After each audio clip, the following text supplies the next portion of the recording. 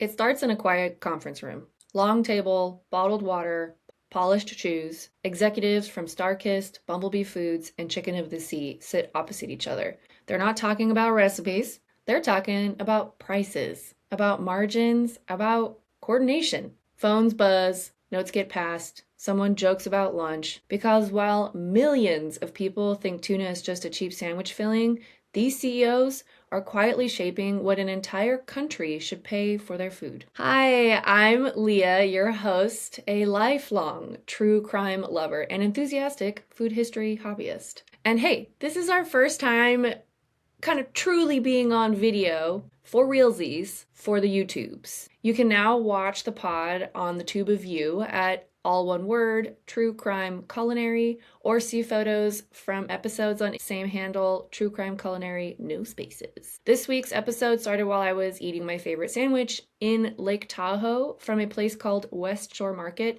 Definitely check it out if you're in the area. I go a little feral for their tuna melt. Not a sentence I say often, but I have to be honest, it is a great sandwich. They do this sourdough, bread, avocado, pickled onion situation, and it makes my heart happy. It also makes my stomach very, very full. I'm usually full for like a full 24 hours after that. It's the perfect comfort food, also gives heated rivalry vibes. If you know, you know, but if you don't, Ilya makes Shane a tuna melt in heated rivalry, and it's a beautiful scene. And mid-bite, I had this familiar question come up in my mind, which was, where does this sandwich even come from? And why, when I think of tuna, do I think of both kind of lowbrow cans and also super highbrow raw tuna? I kind of wanted to know a little bit more about it. So today's episode is going to take us from thousands-year-old fishing techniques to where the tuna melt even came from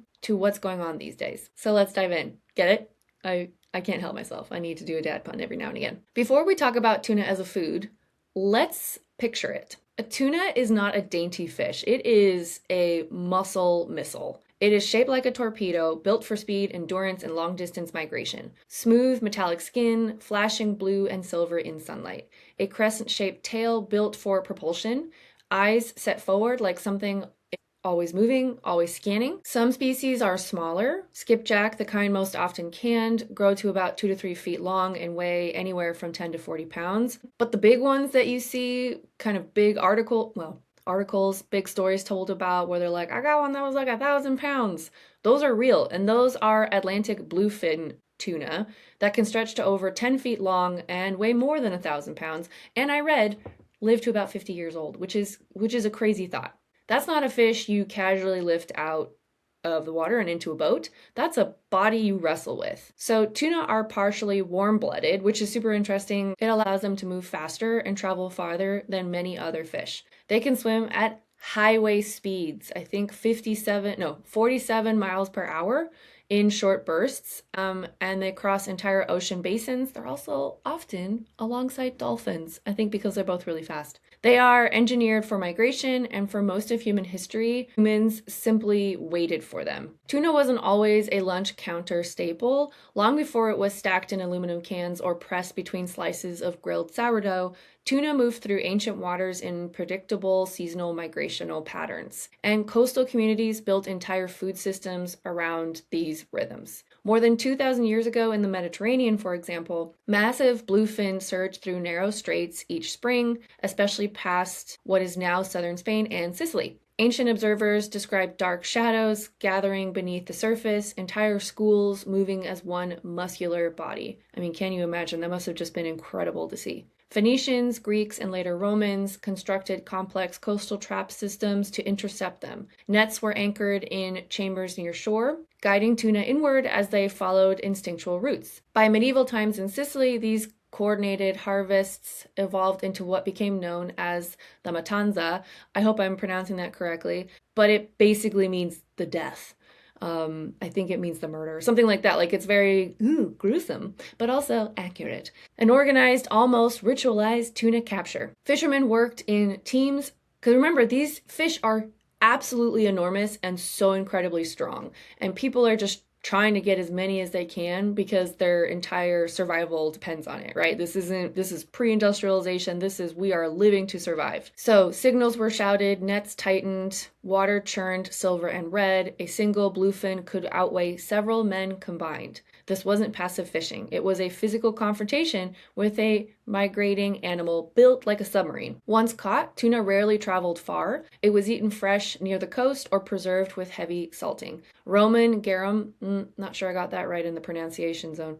That fermented fish sauce central to Roman cuisine often included tuna parts. Salted tuna belly was packed into clay, another word, amphora, TBD, and traded across the empire. But even then, tuna was tied to specific coastal regions. You knew the shore it came from. Across southern Spain, Sicily, and North Africa, tuna seasons structured life. This is not something unique that we would see in history. People organize themselves around nature, and the rhythm is set by not only the weather patterns, but also the migrations of animals. Tuna was no different. It was seasonal wealth. Meanwhile, in Japan, tuna, by the way, Japan, I think, is the #1 consumer of tuna. Back to the story. Meanwhile, in Japan, tuna occupied a very different culinary space. Historical records mention tuna, but it was not initially the luxury item we associate with sushi today. Lean cuts were eaten, but fatty belly, what we now call otoro, was considered too oily and prone to spoilage without refrigeration. During the Edo period, tuna was sometimes marinated in soy sauce to extend shelf life. It was practical, not precious. Only in the 20th century, with ice production, rail transport, and advanced cold storage, did fatty bluefin become a luxury. The fish didn't change, technology changed the perception. Across Pacific Island cultures, tuna meant something else entirely. In Polynesia and Micronesia, species like skipjack were survival anchors. Again, remember, skipjack are much smaller.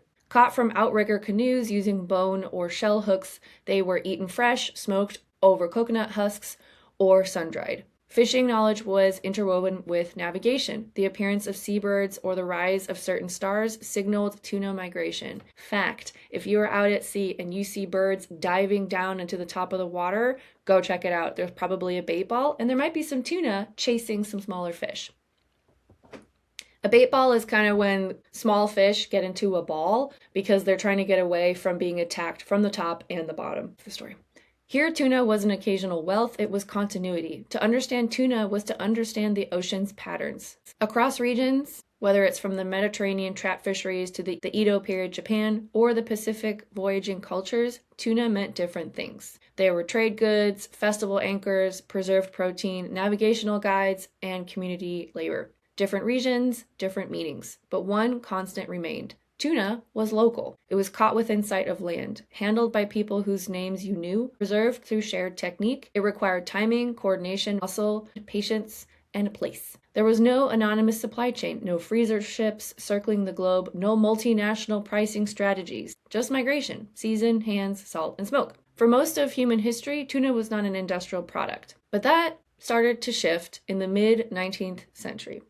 Mid-20th century. Fishing vessels grew larger, engines were more powerful, navigation was more precise, and then more purse seines, I meant to look this up how to say it, but purse seine, nets, enormous floating walls of mesh capable of surrounding entire schools at once. Instead of individual hooks and patience, you have sweeping capture. A net drops around a moving mass of fish, I should add, fish or whatever else is around there, like dolphins, tightens at the bottom like a drawstring, and suddenly thousands of tuna and friends are trapped together. Freezer ships extended the transformation. These vessels can stay at sea for months, flash freezing tuna on board and transferring cargo mid-ocean. Fish caught in the Pacific may be processed in Southeast Asia, canned, labeled, boxed, and shipped back across oceans before landing under fluorescent lights in an American supermarket. Somewhere in that transformation, tuna stops being seasonal. It became inventory, tonnage, predictable, and a system was created to make tuna cheap. It also made it somewhat invisible. There was no river to protect like salmon, no farm to tour, just open ocean, vast and easy to ignore. Out of sight made it a lot easier to keep it out of mind. But with industrialization, canned tuna became more of a staple. In the early 1900s, American households leaned heavily on canned seafood, especially sardines. But as sardine populations declined along the West Coast, Tuna quietly stepped in. By the 1910s and 1920s, companies were aggressively marketing canned tuna as modern, clean, affordable protein, shelf stable, respectable, and efficient. It was convenient in a way previous generations never experienced. Then by the 1930s and 40s, tuna salad sandwiches were common in American homes, mixed with mayonnaise, maybe celery, maybe pickles. It was economical, but also it was being pushed by marketing. That is something to consider, that in the 1930s, 40s, 50s, when there wasn't an abundance of everything, people were getting real creative, brands were getting creative, and magazines had some really weird recipes in them and love ingenuity. But it kind of leaves us with a couple recipes where we scratch our head, and to be fair, tuna was in there. Then also came diners. Post-World War II, America saw an explosion of lunch counters and short-order grills. Grilled cheese sandwiches were already popular. They were quick, cheap, and deeply satisfying. Can confirm. Open-faced melts began appearing on menus, sliced bread topped with something savory and broiled with cheese until bubbling. At some point, likely not in a grand culinary moment, but in a practical one, I read somewhere that it was literally that just like tuna fell onto a grilled cheese sandwich. Someone scooped tuna salad onto bread, added cheese, and put it on the griddle. But it worked. The richness of mayonnaise met the salt of tuna. The cheese added fat and warmth. The bread was crispy. It felt indulgent while still being affordable. And again, very filling. So the tuna melt wasn't invented by somebody special. It was invented by somebody practical. And that's kind of important because the tuna melt doesn't exist without canned tuna. It doesn't exist without tuna being affordable enough to mix casually with mayonnaise and melt under, I have written down American cheese, but I would argue cheddar cheese. By the 1950s and 60s, tuna melts were regular features in diners, cafeterias, hospital lunchrooms, and ski lodges. They became embedded in American comfort food culture. Not fancy, not rare, just dependable. And that dependability was built on scale, on ships that stayed at sea longer, factories that packed faster, on supply chains that stretched farther than any ancient fishing net ever could. And the tuna melt feels nostalgic because it represents post-war confidence, the idea that the pantry would stay full. But that confidence rested on something much larger and much less visible. Thus, we are back at the meetings. By the early 1910s, Star-Kissed, Bumblebee Foods, and Chicken of the Sea controlled most of the U.S. canned tuna market. In theory, they were competitors, but in practice, their pricing moved in suspiciously tight sync. Retailers noticed. As someone who's had an opportunity to learn a little bit about how a salesperson works with a retailer, it is complicated. There's a ton of math. It's very competitive. So if there are prices moving exactly the same, it's very sus because there's typically a ton of relationships and contracts going on. But the prices rose at nearly the same time in similar amounts across brands. In a competitive market, you definitely expect fluctuation. Around 2015, the U.S. Department of Justice Antitrust Division opened an investigation. Subpoenas went out. Investigators collected emails, phone logs, and text messages. And the combination became visible. Executives had met at industry conferences, exchanged pricing information, discussed timing of price increases, referenced, quote-unquote, moving together. It wasn't cinematic villainy, but it still was quite villainous because a lot of people live paycheck to paycheck, and so if one of their staple foods goes up in price, it can have a huge impact on their life, which is why this entire story is more startling. Bumblebee Foods eventually cooperated with prosecution, provided internal evidence. Once one company talked, everything collapsed. Between 2017 and 2019, Bumblebee pleaded guilty and paid $25 million. Star-Kissed pleaded guilty and paid $100 million. Senior executives received prison sentences, and Chicken of the Sea received conditional leniency after narking, probably. Meanwhile, back in the sea, tuna continue doing what they've always done. They migrate thousands of miles, travel in coordinated schools, hunt smaller fish, and become prey for something larger. Sharks rely on them, dolphins hunt them, billfish slash through their schools, and like I mentioned, if there's a bait ball, tuna drive bait fish upward, seabirds dive from the top. They are a keystone species in pelagic ecosystems. When tuna populations decline, ripple effects spread outward. International bodies like the International Commission for the Conservation of Atlantic Tunas implemented quotas, satellite monitoring, seasonal closures, and enforcement reforms, particularly after Atlantic bluefin populations nearly collapsed. And that also was because some fisheries, international fisheries, were lying. They were not saying how much they actually caught. And so even if there were quotas, they were being far exceeded. And if there was too many animals fished, there's just the whole species will collapse, and all the animals around it that depend on it will also really suffer. But we have the luxury of not always seeing that in the store. Supermarket shelves tend to stay full, and that's the tension that I find so interesting about tuna.